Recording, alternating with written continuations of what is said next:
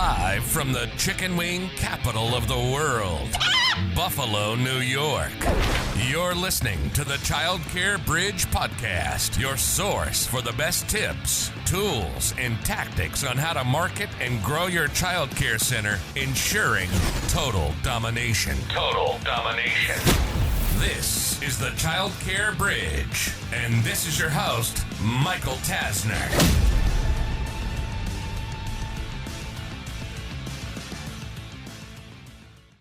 So how can you get a return on investment, an ROI, with AI? In today's episode of the Childcare Bridge, I wanted to talk through how childcare center owners, just like you, are using AI. But before I jump into how they're using it, and in particular, again, how they're getting a return, and for me, when I say return, there's three different areas. It's saving you time, it's saving you money, or it's generating you revenue. One of those three, or a combination of all three. But I really need to unpack how much is AI actually being used in this industry. And unfortunately, I'm here to tell you that the adoption of AI in childcare specifically is lagging way behind. Now there's top level metrics and top level statistics that are showing how is AI being integrated into small town America, for example. Like how well is it being used and are they getting returns and all of that good stuff. One challenge is that there have been a lot of articles lately that are talking about 95%, there was one by MIT, 95% of businesses that deployed AI could not show any kind of return. There's other articles then that talk about the percentage of small businesses using AI versus big companies.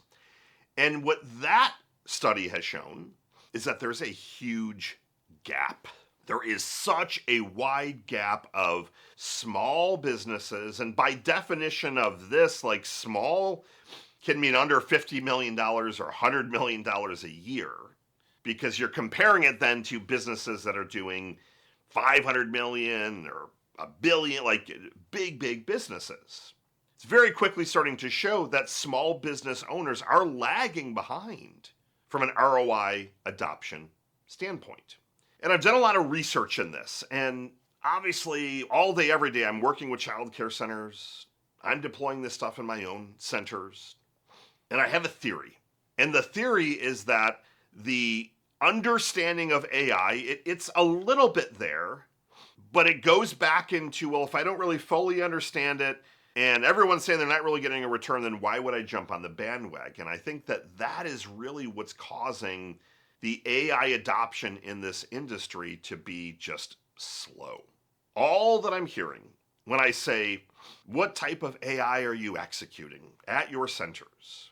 Is, Michael, we're using ChatGPT to write responses to parents, write some content for the website or some social media posts. That typically is it. So if it were me, I was sitting there looking at what I can tell you is the number one opportunity of a lifetime right now, staring at me, and I maybe don't fully understand it. Where would I jump in to start to get a return on investment? So I want to give you some simple things today that you can literally start to not only think about, but then put into practice quickly. So I want to demystify AI a little bit for you, but I want to laser in again on ROI. I'm going to harp on that. So let's start a little bit easy, and then we'll get into things that maybe are a little bit more, not even complex, but just bigger projects. What's one of the number one things that you encounter every single week that you're saying to yourself, either out loud or subconsciously or to your team? Wish I had more time. Not enough hours in the day. If only I had time to do X. How am I going to find the time? Like you're always talking about time. And if you look at and see, well, how valuable is my time? And there's a lot of easy ways to figure out, well, what is your time actually worth? And that's taking how much money you earn, so the top level number divided by the number of hours that you worked.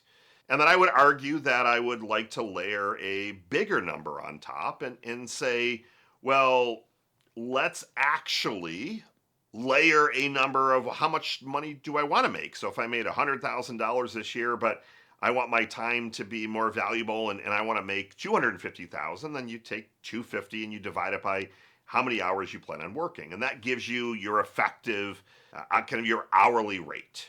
Now, this is how much money you are essentially earning every hour. Now, I'll give you some spoiler alerts that the number is always going to be larger than you might be thinking.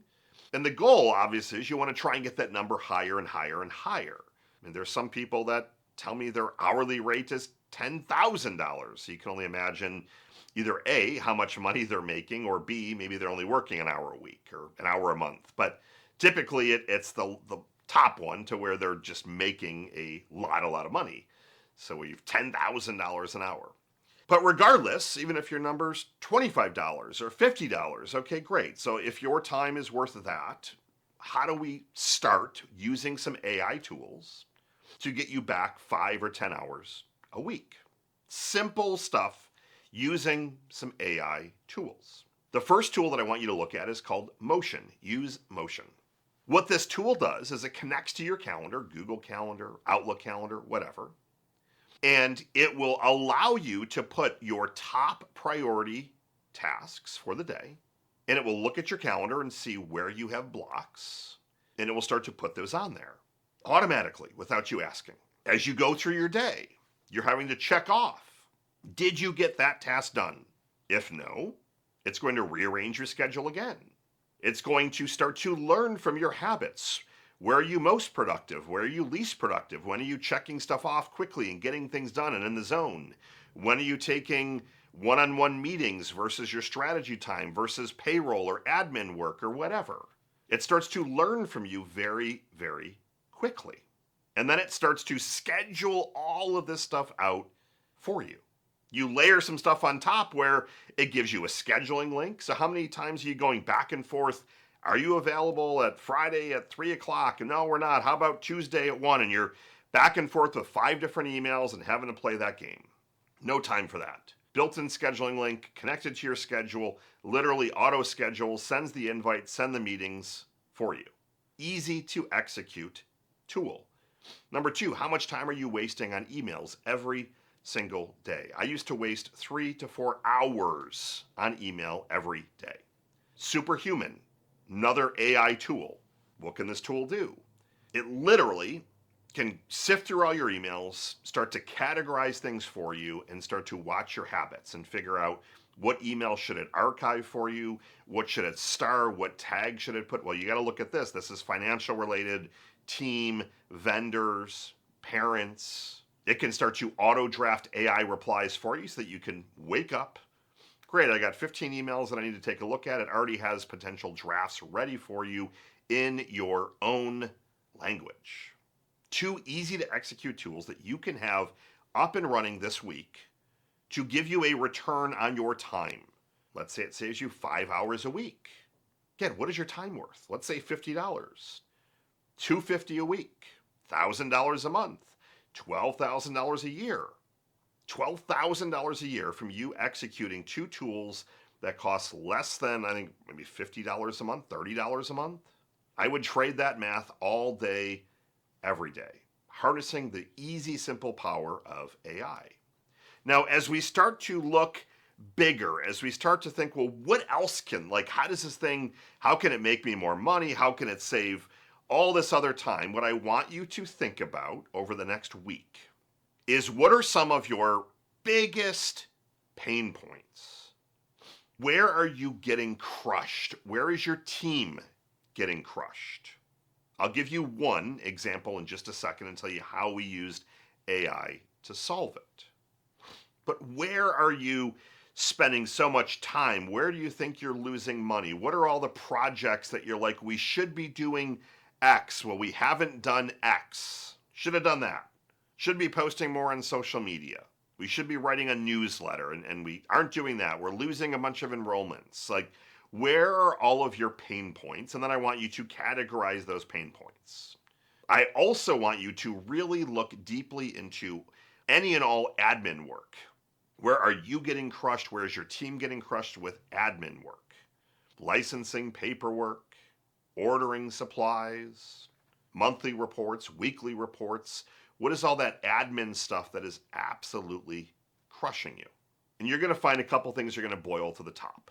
The one that boiled for the top for a center that we work with, they've got, I think, 8 or 9 locations. They said their number one thing that they're getting crushed on is ordering food. And they said it's the time to order all of this food, but also realizing that there is tens of thousands, if not more, of waste. So, well, tell me more about that. And there was one simple example that when they told me the example, I'm like, that can be fixed today. They have an account with a food vendor, and then it would auto order based on, they would feed in, great, here's how many kids we have, and it would just keep auto ordering. However, during the month, food costs might change. And there was one example, and it was string cheese. And there was a couple of different options to pick from. And the one that they've been reordering for the last couple of years, the exact same brand, has gotten 5 times more expensive than a competing brand that I would argue, which is Polio, that even tastes better. I love Polio string cheese.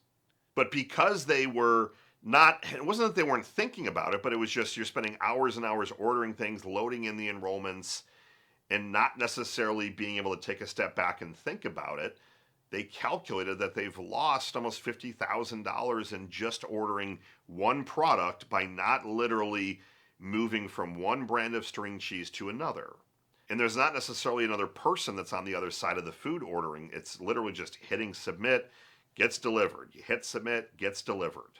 So we built an AI tool in less than an hour that connected to both their enrollment data and this back-end tool. And it literally scrolls through all the things that they're looking at ordering, and it looks to see, is there something that's similar, that's less expensive? And if the answer is yes, it will automatically move it to that other item and hit submit. Less than 2 hours of building a tool, costs about $10 a month to run, and we're projecting that this year, this one little tool will save $100,000. That's $100,000 of savings that literally goes to your bottom line.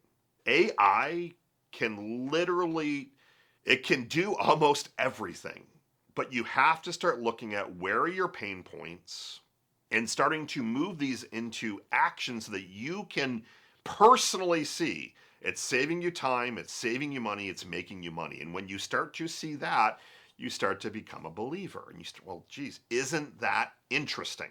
This center has never executed AI. I'm like, I got a challenge. I love it. Let's knock this out.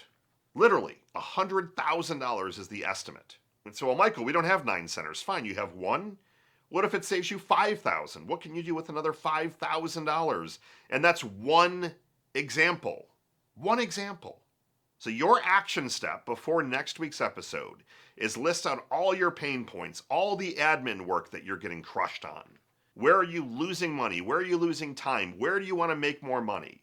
If you're looking at scouting and buying locations, great. Do we want to build a tool that can go and find and send emails to other owners of centers to see if they're interested in selling?